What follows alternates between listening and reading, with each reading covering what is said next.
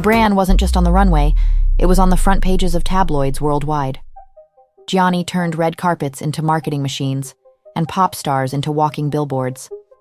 Then came the supermodels, Naomi Campbell, Cindy Crawford, Linda Evangelista. Gianni didn't just cast them, he built them into icons. Versace shows weren't fashion presentations, they were pop concerts with Linda, Naomi, and Cindy, strutting in unison to George Michael's Freedom. That's when the term supermodel stuck, and Versace was at the center of it. The clothes themselves kept delivering cultural shocks.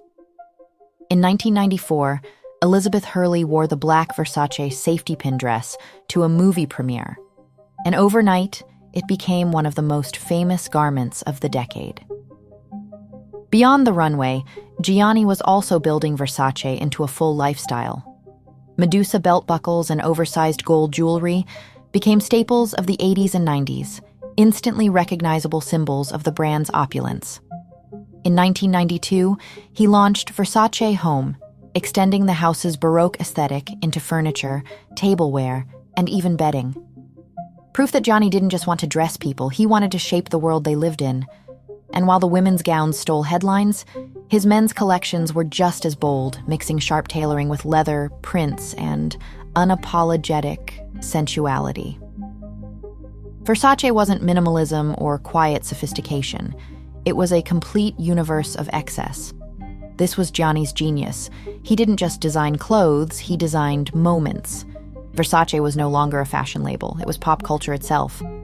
But that same commitment to spectacle, the glamour, the risk-taking, the excess, would one day prove impossible to sustain without him. However, no amount of spectacle could prepare the fashion world for what happened in 1997. On a July morning outside his Miami mansion, Gianni Versace was murdered. The headlines circled the globe in minutes. Walked a serial killer, police say, who murdered Gianni Versace on the front steps of his Mediterranean mansion. The king of excess, gunned down on his own doorstep. Fashion lost not just a designer, but a force of personality that had kept Versace burning at full intensity. The house he left behind was suddenly a family business without its founder. Control passed to his siblings, Santo, the businessman, Donatella, the creative heir, and Allegra, Donatella's young daughter, who overnight became the majority shareholder. But even with the legal structure in place, the brand's future felt fragile. Without Gianni's vision, could Versace survive? Donatella stepped into the role of creative director, but it wasn't a seamless transition. The expectations were crushing, and her own struggles became public. Addiction, insecurity, and a string of uneven collections that critics used as proof she wasn't Gianni. The glamorous blonde hair and sharp cheekbones were there, but the confidence took longer to arrive. And yet, somehow, she kept the house alive. In 2000, Jennifer Lopez walked onto the Grammy stage in a plunging green jungle print dress that became one of the most searched images in internet history. So defining it pushed Google to invent Google Images. For Donatella, it was proof that Versace could still dominate the cultural conversation, even without Gianni. 17 years later, she staged another defining moment. At the spring 2017 show in Milan, she reunited Naomi Campbell, Cindy Crawford, Claudia Schiffer, Carla Bruni, and Helena Christensen, sending them down the runway in shimmering gold dresses. It was a tribute to Gianni on the 20th anniversary of his death, and a reminder of the brand's place in fashion history. But these were moments of survival, not dominance. Donatella managed to keep Versace visible, to protect its place on red carpets and runways, yet the unstoppable momentum Gianni once commanded was gone. The world was changing, trends were shifting, and Versace's excess was no longer the center of the conversation.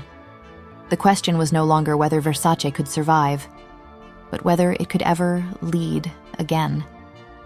By the mid-2000s, Versace was still standing, but survival had come at a cost. The brand was famous, yes, but its finances were shaky and its influence fading. In 2004, Versace posted losses of nearly 100 million euros. Donatella was recovering personally, but the company itself needed rescuing.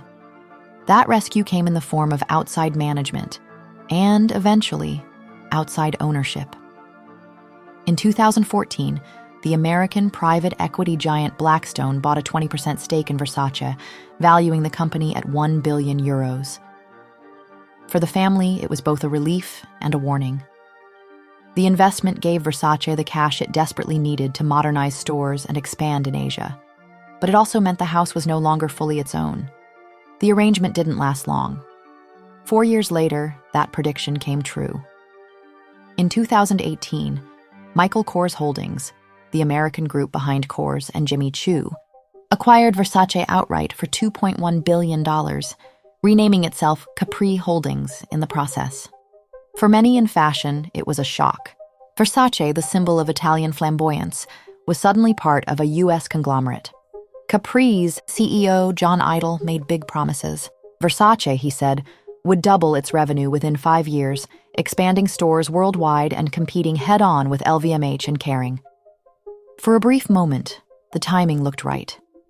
Donatella had just staged the triumphant 2017 supermodel tribute.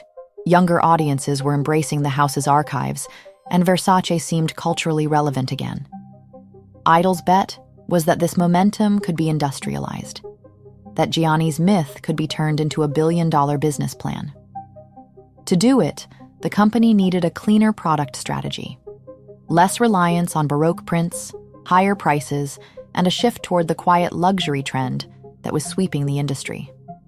But this pivot cut against the very DNA of the brand. Versace wasn't built on subtlety. It was built on audacity. Idol later admitted they went too far, too fast. And when the collections toned down, customers noticed. Loyal fans who came for Medusa logos and high-octane glamour felt alienated, while newer luxury buyers already had Dior or Prada for their minimal fix. Accessories, the profit engine of modern luxury, failed to take off. Gucci had the Dionysus, Dior had the saddle, Prada had the Clio. Versace never landed its own hero bag. Its Medusa handbags were flashy but fleeting, a marketing push rather than a cultural phenomenon. Without that anchor, the brand was relying on ready-to-wear in a market that had shifted its priorities elsewhere. By 2024, the cracks were obvious. Revenue was down nearly 20% year-over-year, even as rivals like Prada and Miu Miu were posting double-digit growth. Analysts warned that Versace had lost its cultural edge. What was supposed to be Capri's crown jewel was starting to look like its weakest link. The gamble to make Versace quieter had backfired. And without growth, its prestige began to erode. Not with a dramatic collapse, but with a slow, unmistakable drift. By early 2025, the cracks in Capri Holdings' grand plan were impossible to ignore. Versace's sales were sliding, and analysts questioned whether the brand had any path back to growth.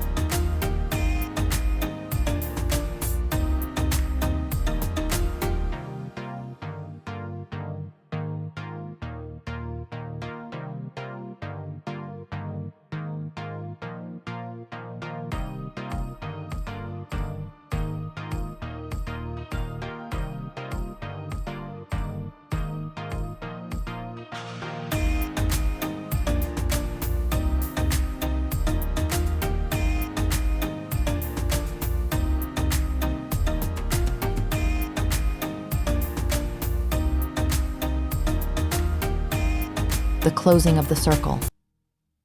After 47 years, the Versace dynasty was no longer at the helm. Her successor marked another turning point. Dario Vitale, a former Miu Miu executive, became the first non-Versace to lead the house creatively. His appointment was seen as bold, but also risky. Could an outsider capture the audacity that defined the brand? Or would Prada push for something more restrained, sanding off the edges that made Versace infamous? The reactions were divided. Some critics argued the sale was a chance for renewal, a way to finally steady the house with stronger resources and disciplined management. Others saw it as proof that Versace had slipped so far it needed outside rescue.